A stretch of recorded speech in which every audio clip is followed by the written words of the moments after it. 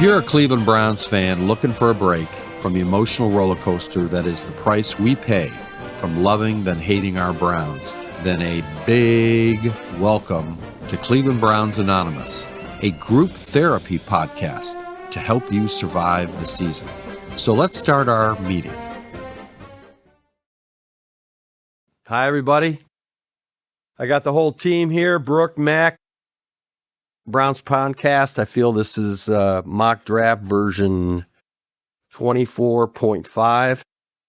So I'm really getting sick of these mock drafts, but we haven't done a lot of them. So let's do one more. But we have a bonus edition before we get started on mock draft. We're going to talk a little bit about golf for you aspiring golfers out there, because I'm looking outside. It's 75 degrees. It's pretty soggy out there, but tomorrow it's going to be 70.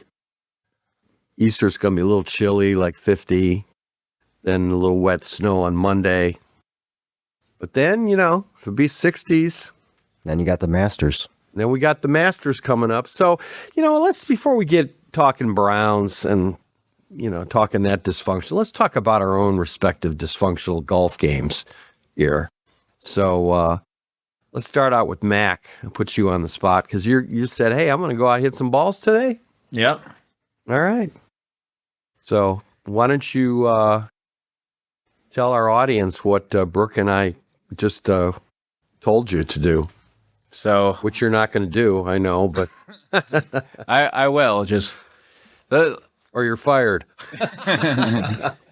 Mike and Brooke's advice. I'm pretty new to the sport. Just picked it up like 2 years ago, and their advice is you got to get the lessons early so you don't practice bad swings, learn the wrong muscle memory, things along those lines, and then once you kind of figure it out. Hey, what's the point of practicing when you're practicing a lot of dysfunctional swings and bad habits and bad technique? And it's such a mental game because you think you think you're doing this thing wrong, and then a pro stands behind you and be like, you're lining up that way. Yeah. And you're like, oh, I thought it was my grip. And it's like, no, your grip's fine. You're aimed towards the fucking parking lot. Yeah. And, the interesting thing, I'll jump on Brooks' thread, because that was one of the first lessons I got, was alignment. Now, my dad, rest in peace, was a self-taught golfer.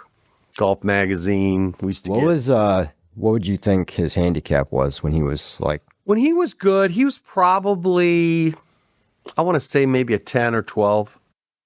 I mean, he had a really good mental side, but he never got lessons. And then, of course, he taught me when I was I started hitting balls when I was like 13. I'd go out. I had a big banana slice, was no power. No, and then I'm watching guys in high school, a couple guys in my senior class, and they were just pounding the ball. And I'm hitting these banana balls off the tee. And, I just had the fundamentals were wrong. And, my dad was really big into a big hip swing, like hip move, like Jack Nicklaus. Well, I was swaying, wasn't turning.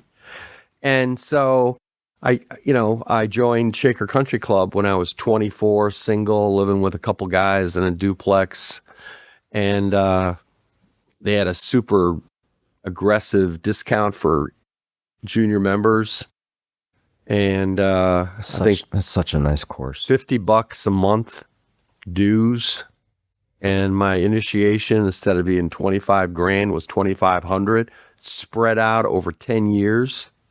So I had a good business going. So to me, I love playing golf. It was cheaper being a member there, than going to like a public course. Plus you could walk on, you could play, you get at the range.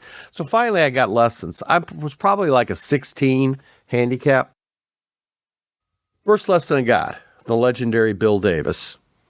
It was like 1983. First thing he did is says, you're lined up wrong. Your alignment's wrong.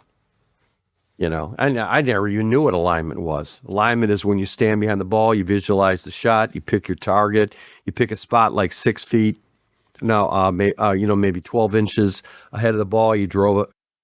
an imaginary line. You address the ball and you step parallel to that line. Make sure everything's lined up. And don't shift. I mean, keep it quiet. Then you make your turn. And all of a sudden, I'm hitting the ball better. It was night and day. I mean, it had an okay swing, but I was now, on a par 3. I'll never forget par 311. If you guys ever played Shaker. It's a great hole. Great hole. And I was always hitting it in that right bunker. Do you know that hole, Mac? Is that the short one that's elevated? Yeah. Elevated, yeah. Always hitting in that right bunker, which is death. Because you've got the pond. Because the green slopes towards the creek. So if you're on the right side, I mean, forget it. Yeah. So a great Donald Ross design. So now, instead of hitting it in the bunker, I'm hitting it on the green, or maybe I'm short of the green, but I'm hitting it straight. And I'm hitting it, my swing feels better, because what happens when you're not aligned to the ball, your brain knows you're not aligned. Your subconscious knows you're not aligned. So you will try to mechanically compensate, coming over the top, swaying into it, trying to guide the club, instead of having a nice, easy swing. And my handicap went, I'll never forget, 1984. Maybe it was 84 when I got the lesson. I started hitting the ball straight. All of a sudden, no doubles, no dumbass holes blowing up. I'll never forget, my wife was in England visiting her grandfather with her sister. So it's just me. I come out on a Saturday morning round, shot a 74. Pretty good. And I think I broke 80 earlier that month. But 74, I was in the zone. So I know I've asked, so Mac, anybody out there, do yourself a favor. Get the fundamentals down. In fact, if you can't, I would say, Mac, go out, enjoy the spring weather, go to the mat, do yourself a favor. Get on YouTube, or after this podcast, we'll show you. In fact, we'll do a bonus video, right? No, we can't. We'll do that on the net, because we got to talk Browns. But go on YouTube, watch basic alignments. Practice that. Your thoughts, Brooke, before we go Browns? Yeah, no, I mean, I think given where I'm at in my life, golf, I know I made the right decision to kind of put that to the side for now. You got 2 caddies. I mean, you got another son on the way, knock on wood, healthy. Yeah, I mean, I remember this was, I know I've told Mac this story, but it was over the summer when Shaker sent us the letter that, hey, we're improving the club, given your... that was bullshit. Given your membership age, we need X amount due. And I was just like, I just dropped money on initiation fee, plus on top of that, the monthly fee. And I told myself that, and I kept going back and forth, like, do I stay? Do I go? And I remember... And you grew up there. Yeah. You grew up there. And it was you grew up. It was kind of it felt really good to walk into the men's locker room the first day when I saw my name on the locker. It was a really kind of like nice feeling. Yeah. But I told myself, I remember I was on number 15 Shaker. Yeah. Which is probably toughest hole. Yeah. That and 8. Yeah. One of the hardest holes. And I was playing pretty bad on the back. And my son was born. He was probably like, I don't know, 8 weeks old. And I shanked my shot into the creek after striping it down the middle. I dropped, hit it in the creek. My wife texted me like, when are you coming home? Like, I need help. Like, coming home now. And I was like, I think I know what to do. Yeah. And, but no, I mean, I think just getting back to, golf, I've played a lot of sports, and golf is by far the hardest sport because it's such a mental game. And if you are going into practice rounds, you're at the range and you don't know what you're doing, or you don't know what you need to work on. Oh, that's I mean, Hey, why don't you go get a root canal? you go out and play with a couple of like randoms and you're shanking it and you're just spraying it. I mean, it's a really scary feeling. It's a really so it's like, take the time, get some lessons, go on YouTube. I mean, the YouTube golf scene, I know Mac and we talk about that. I mean, the YouTube golf scene is so big. I mean, it's so popular, and it's so much fun to just kind of like, I mean, my wife likes to watch like the Real Housewives at night before she passes out. And then to help me kind of unwind, like I'll watch a little like YouTube golf, but. Not only YouTube golf swing, but they have great kettlebell exercises on YouTube. YouTube's the best. I know. And everybody get YouTube Premium. I mean, I'm on YouTube all the time. Yeah, me too. I got the premium as well. Premium is never going back. Never going. No ads. No nothing. This is not an ad. Yeah, right. So, final thoughts, Mac, before we go mock draft. I mean, what drew you to golf? What excites you about golf? Just always played sports growing up, and you kind of get to the point in college where you can't play it at like the level of your peers anymore. And I always kind of, during my time at school, I never golfed, and I always felt like never played golf. Yeah. Don't say I'm going golfing. Now you're don't talk like a hacker. Okay. But play golf. I was missing having a round. There we go. But I was just missing. I miss playing sports. Yeah. And it's a sport that's fun. I like the process of getting better, and you could play it till later in life. And so I thought it was a no-brainer. And once you're hooked, there's no going back. And it's a great way, to bond with your little kids. I mean, just take them out on the golf cart. They love that roller coaster. Plus, I just love walking. I love carrying my bag. I got a lightweight bag. I'm 72. I still got a good game. And you got a new hip. I got a new hip. Boy, that really screwed me up. That's another podcast, by the way. But it's such a zen because you need that time just to walk and think. Especially like after work. I mean, there's nothing better, in my opinion, than going to Shaker at like 6 p.m. on a summer night. Yeah. It's a really good way to just kind of decompress. And it's funny. I mean, you just kind of, at least for me, like I would always like just zone out. Yeah. When I was out there. Once you got to once you walk number one in the fairway, you're kind of like, okay, there's no distractions, it's just kind of you out there. And right.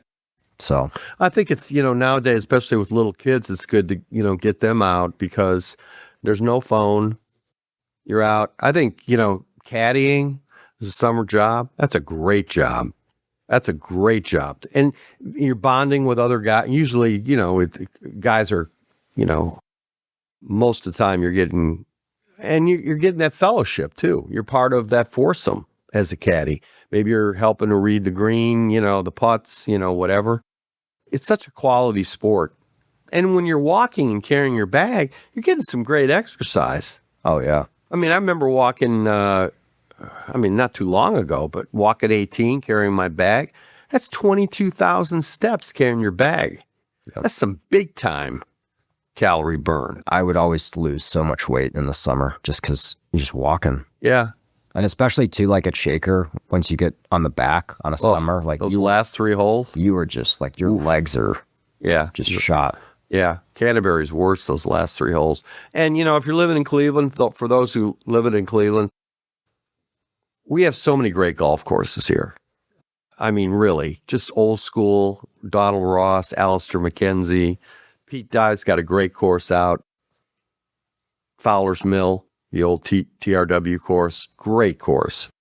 And it's just fun. If you can, especially if you get to a level where you appreciate what the game is, like I was saying on number 11, you start looking at these holes, the design is brilliant because you got the crick on the left, you got a short par 3, you're uphill, you got traps on the right, big traps, everything slopes right to left towards the crick.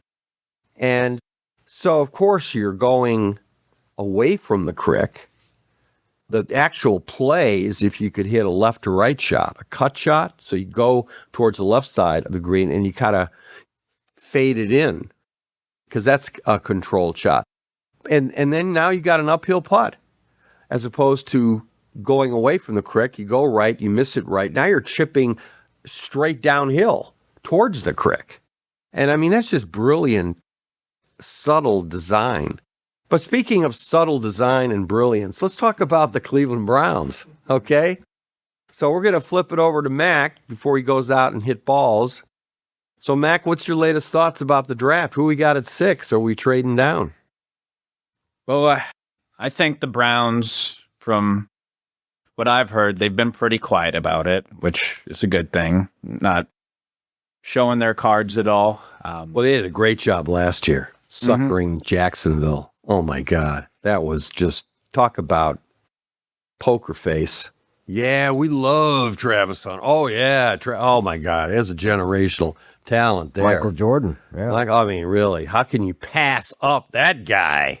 So, so who do we get for Travis Hunter? We got Mason Graham And Judkins. and Quinshawn Judkins, I think. Okay, 2 potential All-Pros. Plus, we got this pick, right? Which is what? What's the Jackson pick? 20? 24. 24. Okay. All right, so tell us the poker play and what do you think? So what I'm looking at right now,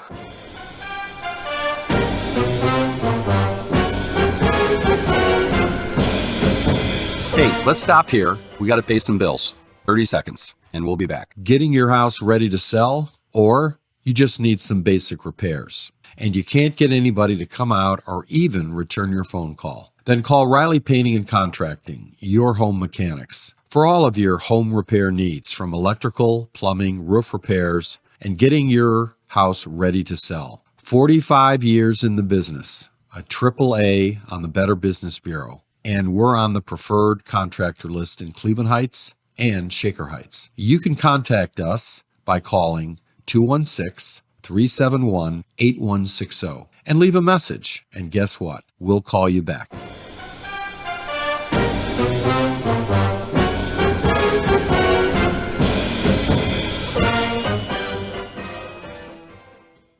I mean, you have the 2 first-round picks already.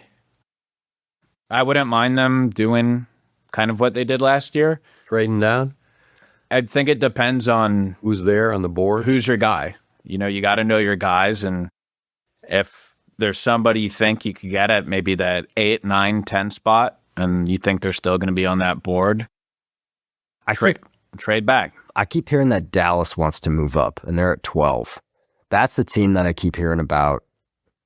You know, What would you get for moving up? You swap picks, You go from 6 for 12, and then you get another 2? probably. Yeah, something. What's the formula? I know they have formulas on this. Yeah, they've got those AI, nope, this trait, you need to ask for more type of thing. Too bad they didn't do AI for Deshaun Watson.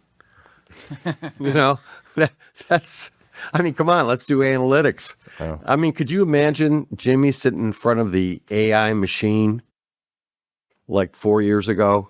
Jimmy's there with Andrew Barry and Paul DePodesta and Coach Stefanski, and they're saying, all right, AI, Hal, call him Hal, Coach Hal, the AI guy from 2001, and say, we're thinking of paying a guaranteed contract of $250 million, and we're going to give them, what, 3 number ones? Yeah. 3 number ones. Plus more, I think. And then Hal takes him 1 minute. No. Are you fucking kidding me? Are you really, Jimmy? Please, and you see smoke coming out of the. Well, Andrew likes it. Andrew, okay. Well, that says something. That says all I need to know. I think the big thing is the receivers. I'm curious, how people have their, how the Browns have them ranked, because I keep hearing, it's Carnell Tate, he's the best one, but then I keep hearing that Jordan Tyson from Arizona State, right? But I was listening to one, maybe The Fan or something, and they made a good point. Or no, somebody on Rich Eisen's show. He said there is really no like Travis Hunter on as a receiver. I mean, they're good, but are they number 6 good?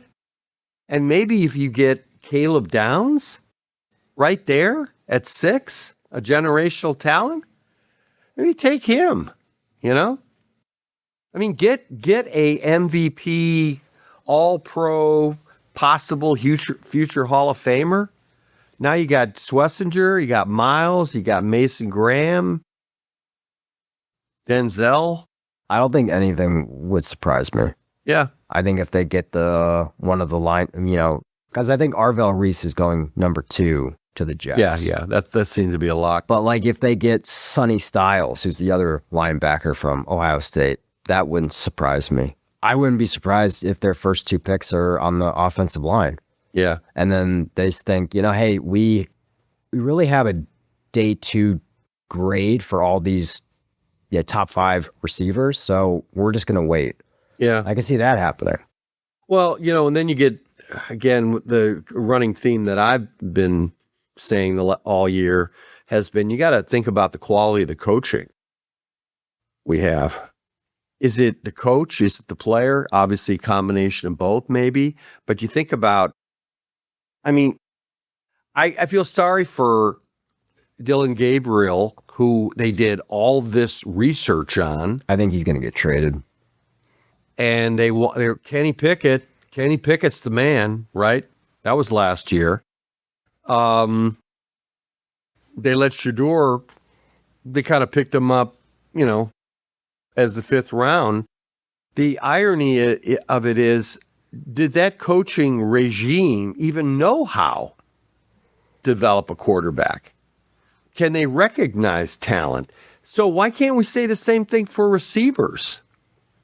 I mean, really, how do you know there's no talent there when you have a half-ass coaching staff? And maybe Munkin's thinking to myself, you know what? I can develop this. Who's the guy that keeps getting hurt? He was our number 2, number 3. Tillman. I don't know. Really? Yeah. Maybe there's something there. I think a lot of it has to do with coaching. I just think if you look at the roster, in my opinion, the biggest needs, and quarterback is kind of its own separate thing, but the biggest needs I see is offensive line and receiver. Yeah. But I think we can get some good linemen with our second number 1. Again, I don't think there's a Joe Thomas there in that, that top 10. So I don't know. It just screams conventional wisdom to, we need to get a lineman, we need to get a receiver. Well, is the draft how you do it? Or maybe, I don't know, maybe you pull another Amari Cooper for a 5th rounder out there. Hey, Marvin Harrison, he'd love to come back to Cleveland, right? He probably would restart his. What it would take to get Marvin Harrison from the Cardinals? Probably a 2nd rounder. That's what I was thinking. I mean, he's underperformed, but I think the talent's there. Maybe with Todd Monken, Yeah. Well, the draft, it's when? It's in a couple weeks. End of April. Yeah. 20-something. In Pittsburgh. Well, I know what would make steam come out of your ear. Okay. I think. Besides shanking it in the crick? I think if they draft Ty Simpson, the quarterback. Yeah, see. Steam. That was Steam. They asked Mary Kay yesterday who she wanted, and she was like, "We should take Ty at number 6." Are you kidding me? No. Are you kidding me? No. Mary Kay, you got. I saw the clip this morning. Don't do drugs, Mary Kay. Are you kidding me? Well, yeah, okay. So if I'm playing devil's advocate here, Over Caleb Downs? Really? If he's there? There are some people who think Ty Simpson is better than Mendoza. Who's like, I mean, you could put that card in now for the Raiders, but I know for you, like, you would be so pissed if they did that. That's crazy to me that you could think he's better than Mendoza. Yeah. Like, what else does the guy have to do? And, Mary Kay, please. You love that Dylan Gabriel pick. And before Dylan Gabriel, you loved DTR. DTR was just, they got a steal here, right? Yeah, he couldn't even get a job in, I forget what the league was, but some guy that never played in the NFL beat out DTR. I mean, again, I get back to coaching. I think Shador has a lot of possibilities, potential. I think Dylan Gabriel has a lot of potential. We just need to get some coaching here. When you start getting into defense, Myles Garrett, a Denzel, I mean, that's where you need that talent. Quarterback is a talent that's developed. It doesn't come out of a box. Well, all indications are that Shador has been in the building every single day. He's been talking to Monken. He's basically living at the facility, and that's what you want in your quarterback. I think he deserves the right to be the starter. Yeah. And what is wrong with saying that? Instead of this kabuki theater with, we're going to have a competition. Fuck that. Really? No, he was starting last year. He's going to get the most reps. I mean, again, coaching incompetence. Just look at what we did last year. Everybody's going to get a shot, right? Everybody's, we're going to have 4. Deshaun, yeah, really? Yeah. I'm sorry. Okay, steam. Yeah, no, but again, nothing would surprise me when it comes to what Andrew Berry does. Please, Andrew. Andrew's got to have another great draft. We get another great draft. We got rid of Stefanski. No disrespect. Great family guy. Probably super quality character guy. Thank you. He's gone. Joe Woods is gone. Right. We got Monken's guy, kind of from the Callahan tree on the O-line.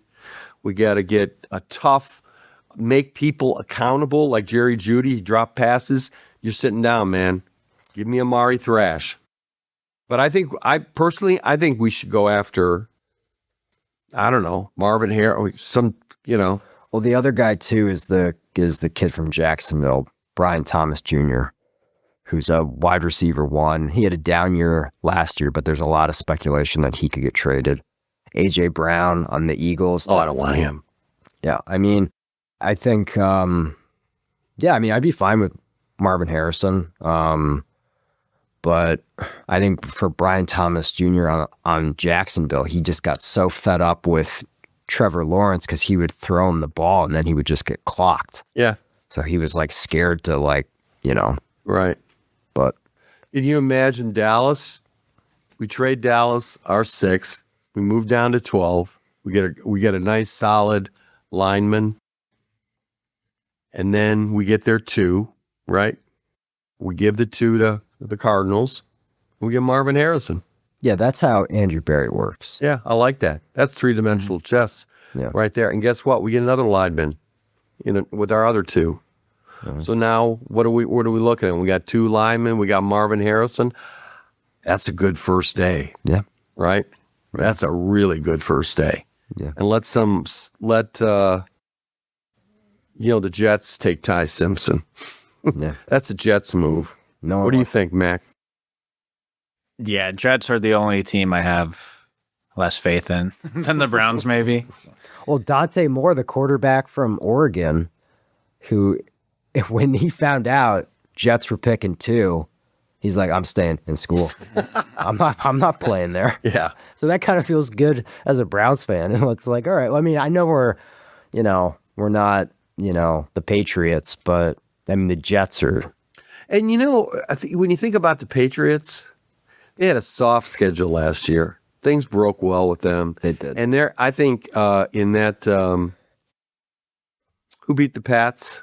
Super Bowl, right? Seahawks. Seahawks. They killed him.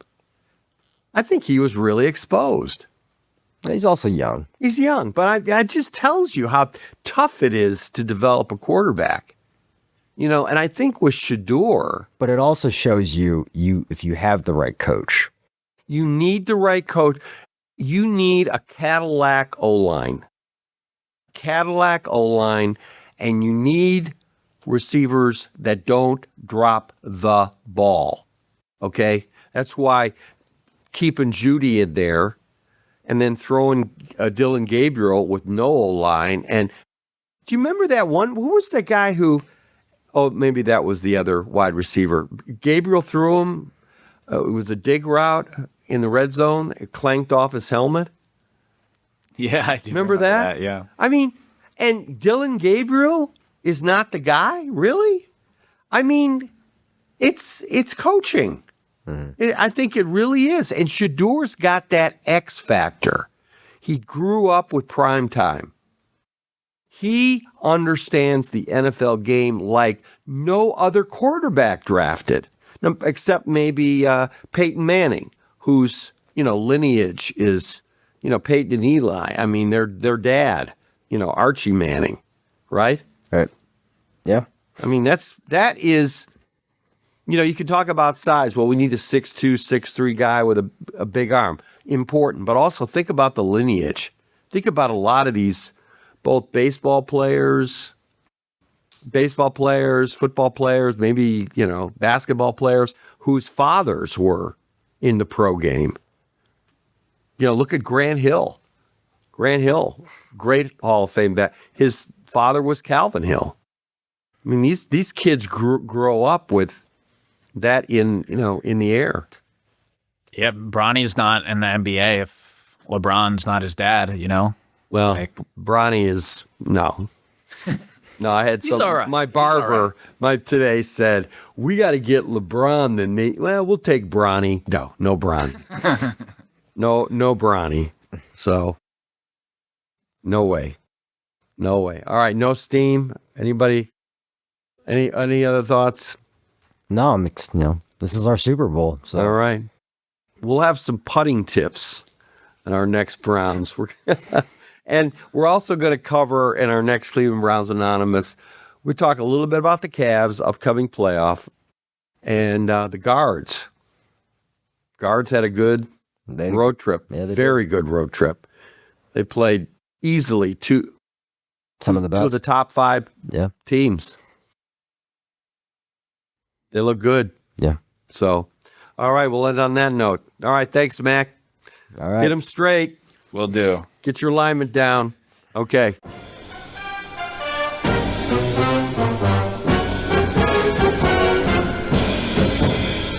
Thank you for listening to the Cleveland Browns Anonymous podcast with Mike Riley. We have a lot more content on the way as we get this new podcast started. You can also check out some of our other podcasts like the Cleveland Real Estate Investor Podcast and other new ones that will start soon. On any platform that you find yourself listening to us on, feel free to leave us a like or comment or follow us. It always helps.